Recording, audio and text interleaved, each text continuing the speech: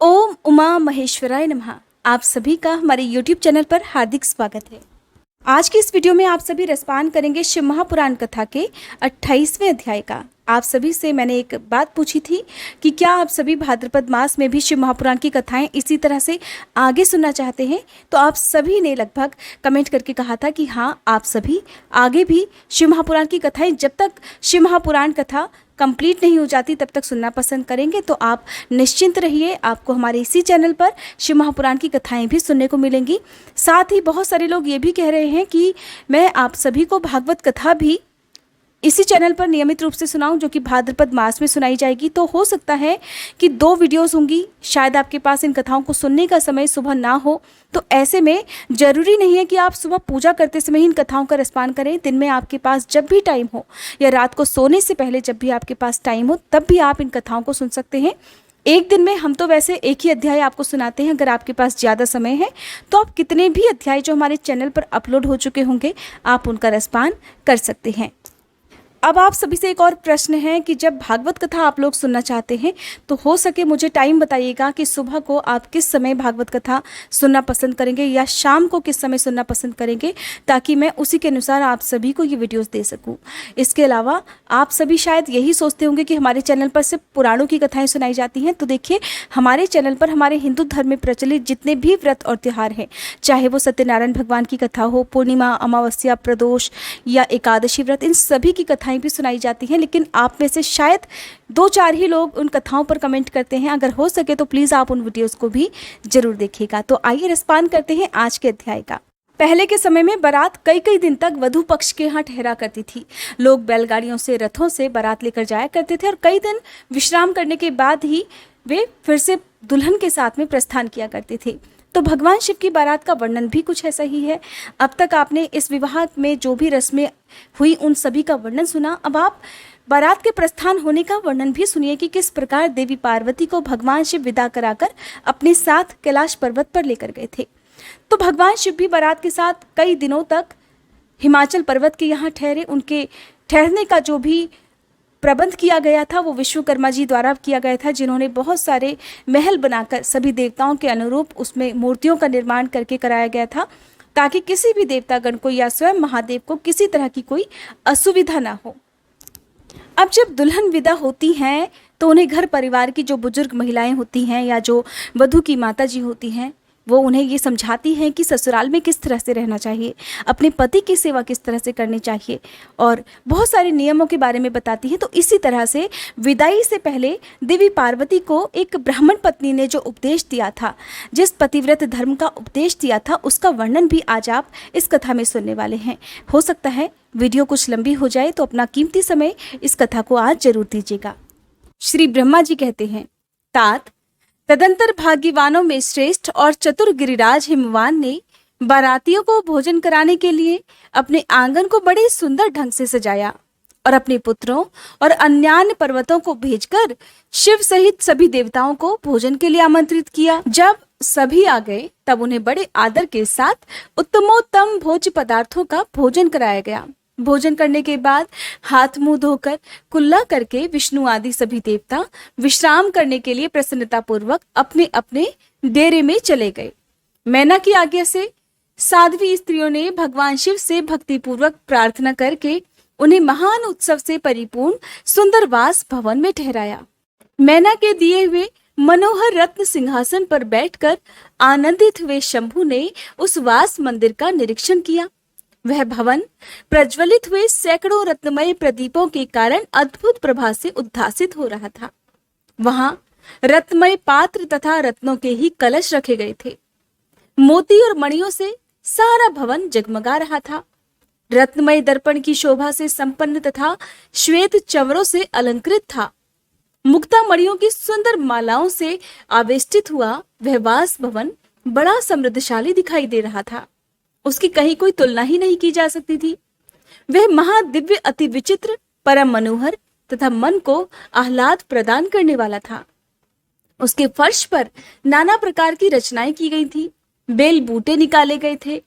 शिवजी के दिए हुए वर का ही महान और अनुपम प्रभाव वहां पर दिखाता वह शोभाशाली भवन शिवलोक के नाम से प्रसिद्ध किया गया था। नाना प्रकार के सुगंधित श्रेष्ठ द्रव्यों से सुवासित तथा सुंदर प्रकाश से परिपूर्ण था। वहां चंदन और अगर की सम्मिलित गंध फैल रही थी। उस भवन में फूलों की सेज बिछी हुई थी। विश्वकर्मा जी का बनाया हुआ वह भवन नाना प्रकार के विचित्र चित्रों से सुसज्जित था। उसमें विश्वकर्मा द्वारा कृत्रिम वैकुंठ, ब्रह्मलोक, कैलाश, इंद्र भवन तथा शिवलोक आदि दिख रहे थे।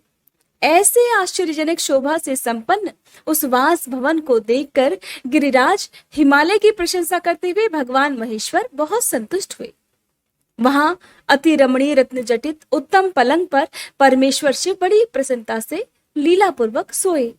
इधर हिमालय ने बड़ी ही प्रसन्नता से अपने समस्त भाई बंधुओं और दूसरे लोगों को भी भोजन कराया। जो कि कार्य शेष रह गए थे उन्हें भी पूर्ण किया। शैलराज हिमालय इस प्रकार आवश्यक कार्य में लगे हुए थे और प्रेतम परमेश्वर शिव शयन कर रहे थे। इतने में ही सारी रात बीत गई और प्रातःकाल हो गया। प्रभात काल होने पर धैर्यवान और उत्साही पुरुष नाना प्रकार के बाजे बजाने लगे। उस समय श्री विष्णु आदि सभी देवता सानंद उठे और अपने इष्ट देव देवेश्वर शिव का स्मरण करके वहां से कैलाश को चलने के लिए जल्दी जल्दी तैयार हो गए। उन्होंने अपने वाहन भी सुसज्जित कर लिए। फिर धर्म को शिव के पास भेजा। योग शक्ति से संपन्न धर्म नारायण की आज्ञा से वास गृह में पहुंचकर योगीश्वर शंकर से समयोचित बात बोले।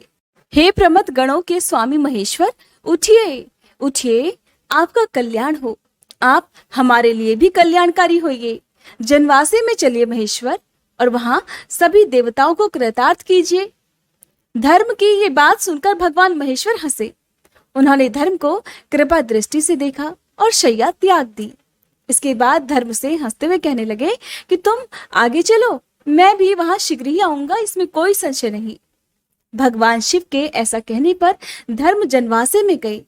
फिर शंभु भी स्वयं वहां जाने को तैयार हुए। ये जानकर महान उत्सव मनाती हुई स्त्रियां वहां आईं और भगवान शंभु के युगल चरणार बिंदों का दर्शन करती हुई मंगल गान गाने लगी।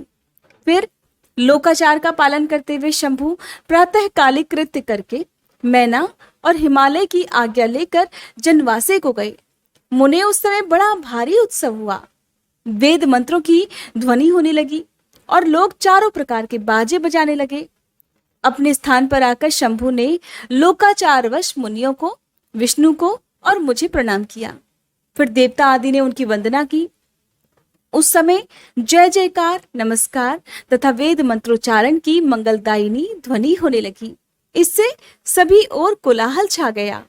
अब रसपान कीजिए अध्याय 53 का। श्री ब्रह्मा जी कहते हैं, फिर विष्णु आदि देवता तथा ऋषि कैलाश लौटने का विचार करने लगे। तब हिमालय ने जनवासे में आकर सभी को भोजन के लिए आमंत्रित किया। फिर देवेश्वर शिव को आमंत्रित करके हिमाचल अपने घर को गए और नाना प्रकार के विधान से भोजनोत्सव की तैयारी करने लगे। उन्होंने प्रसन्नता और उत्कंठा के साथ भोजन के लिए परिवार सहित भगवान शिव को यथोचित रीति से अपने घर बुलवाया। शंभु के, विष्णु के, मेरे, अन्य सभी देवताओं के, मुनियों के तथा वहां आए हुए अन्य सभी लोगों के भी चरणों को बड़े आदर के साथ धोकर उन सबको गिरिराज ने मंडप के भीतर सुंदर आसनों पर बिठाया। फिर अपने भाई बंधुओं को साथ लेकर अपने सहयोग से उन सब अतिथियों को नाना प्रकार के सरस पदार्थों द्वारा पूर्णतया तृप्त किया। मेरे, विष्णु के तथा शंभु के साथ सभी लोगों ने अच्छी तरह भोजन किया।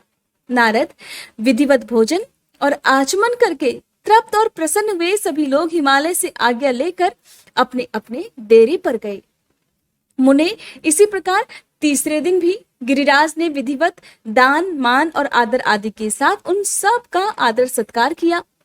चौथा दिन आने पर शुद्धता पूर्वक सविधि चतुर्थी कर्म हुआ, जिसके बिना विवाह यज्ञ अधूरा ही रह जाता है।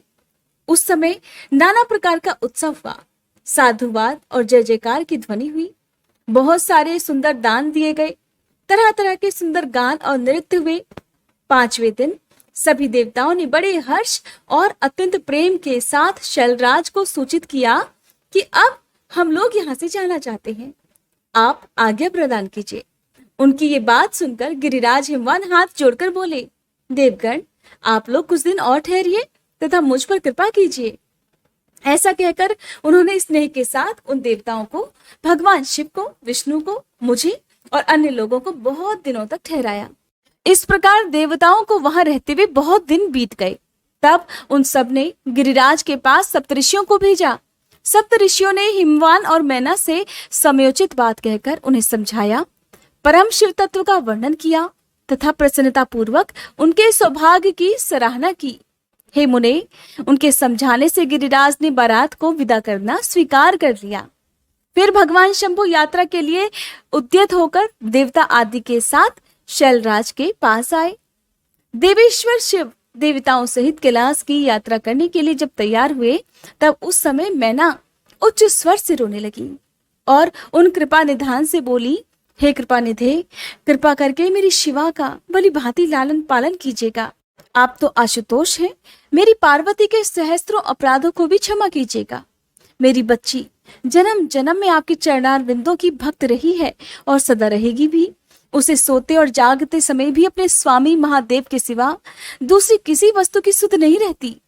हे मृत्युंजय, आपके प्रति भक्ति भाव की बातें सुनते ही ये हर्ष के आंसू बहाती हुई पुलकित हो उठती है और आपकी निंदा सुनकर ऐसा मौन साध लेती है मानो ये मर ही गई हो। ब्रह्मा जी कहते हैं, नारद, ऐसा कहकर मैना ने अपनी बेटी शिव को सौंप दी और उन दोनों के सामने ही उच्च स्वर से रोती हुई वह मूर्छित हो गई। उनकी पुत्री उनसे अलग जो हो रही थी। तब महादेव जी ने मैना को समझाकर सचेत किया और उनसे विदा लेकर देवताओं के साथ महान उत्सव पूर्वक यात्रा की। वे सब देवता अपने स्वामी शिव तथा सेवक गणों के साथ चुपचाप कैलाश पर्वत की ओर प्रस्थित हुए। वे मन ही मन शिव का चिंतन कर रहे थे। हिमाचलपुरी के बाहरी बगीचे में आकर शिव सहित सभी देवता हर्ष और उत्साह के साथ ठहर गए और शिवा के आगमन की प्रतीक्षा करने लगे। मुनीश्वर, इस प्रकार देवताओं सहित शिव की श्रेष्ठ यात्रा का वर्णन किया गया। अब शिवा की यात्रा का भी वर्णन सुनो, जो विरह व्यथा और आनंद दोनों से युक्त है। श्री ब्रह्मा जी ने अपने श्रीमुख से देवर्षि नारद को आगे का जो कुछ भी वृतांत सुनाया, उसका वर्णन आप सभी आने वाले अध्याय में सुनिएगा। ये थी आज की वीडियो। उम्मीद करती हूँ ये जानकारी आपको पसंद आई होगी। कथा अगर अच्छी लगी हो तो प्लीज वीडियो को लाइक कीजिएगा। चैनल को सब्सक्राइब अगर आपने अभी तक नहीं किया है तो सब्सक्राइब करके बेल आइकन प्रेस करना मत भूलिएगा।